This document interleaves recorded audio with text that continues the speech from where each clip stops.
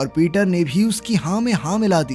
तभी बुचर को एहसास हुआ कि उसने मैरी और पीटर दोनों को टीवी पर देखा है। तब ये खुलासा होता है कि मैरी 24 साल की एक मशहूर बैले डांसर है और पीटर उसका सबसे बड़ा फैन। बदकिस्मती से एक दिन तेज बारिश की वजह से मैरी का खतरनाक एक्सीडेंट हो गया था और उसकी टांगें इस कदर जख्मी हो गई कि डॉक्टर ने कहा कि आज के बाद वो दोबारा कभी डांस नहीं कर पाएगी। उस दिन से बारिश और बिजली मैरी का सबसे बड़ा डर बन गए। खैर, एक एडवांस सर्जरी के जरिए उसे नकली टांगे मिल सकती हैं जो बहुत बढ़िया होंगी और उनकी मदद से वो दोबारा डांस भी कर पाएगी, लेकिन उसके लिए चाहिए बहुत सारा पैसा और इसीलिए मैरी इस गेम में आई थी। असल में पीटर भी इस गेम में मैरी की मदद करने ही आया था। सच तो ये था कि आज तक वो मैरी को पैसे देने के लिए न जाने कितनी चीजें बेच चुका था। ये आदमी पागल है भाई प्यार में, ये मरेगा पक्का, लिखवा लो मेरे से। लेकिन ये सुनकर मैरी रोने लगी क्योंकि असल में पीटर कई सालों से पागलों की तरह उसका पीछा कर रहा था और मैरी को ये बात बिल्कुल भी पसंद नहीं थी। खैर, बाकी खिलाड़ियों ने जब ये देखा तो उन्हें लगा कि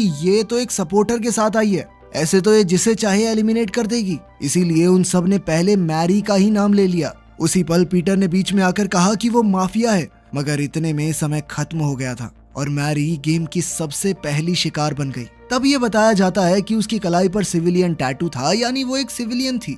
खैर, फिर उसकी कुर्सी अचानक अपने आप छत पर बने एक बड़े से काले गोले की ओर बढ़ने लगी। इधर पीटर ने उसे बचाने की कोशिश की, मगर वो अपनी कुर्सी से बंधा हुआ था। उस रहस्यमयी काले गोले में घुसते ही मैरी बेहोश हो गई और अपनी जिंदगी के सबसे बड़े डर से उसका सामना हुआ। उसने देखा कि वो अंधेरी रात में घने जंगल में फंस गई थी। अचानक जोरदार बारिश शुरू हो गई और जैसे ही बिजली गिरी तो वो तेजी से भागने लगी। उसी पल बिजली उसका पीछा करके उस पर जोरदार हमले करने लगी ताकि वो चट्टान की दिशा में भागे। अब इस भयंकर तूफान से बचने के लिए मैरी चट्टान से कूद गई, मगर बीच हवा में ही उस पर बिजली गिर पड़ी जिससे उसकी दर्दनाक मौत हो गई। उसी पल उसका शरीर हवा में ही भस्म होकर उस गोले में ही समा गया। बाद में गेम मास्टर ने ऐलान किया कि पहली रात हो चुकी है और फिर ड्रोन सभी खिलाड़ियों के ऊपर उड़कर अगला शिकार ढूंढने को तैयार हो गए। अब की बार सबने बुचर को चुना तो बुचर गुस्से में सबको गालियां देने लगा। खैर, फिर उसकी कुर्सी उड़कर काले गोले में समा गई और फिर हमें गेम से पहले हुआ उसका दिमागी हालत का टेस्ट दिखाया जाता है। साइकोलॉजिस्ट ने उससे कई सवाल पूछे, मगर बुचर ने ज्यादा जवाब नहीं दिए।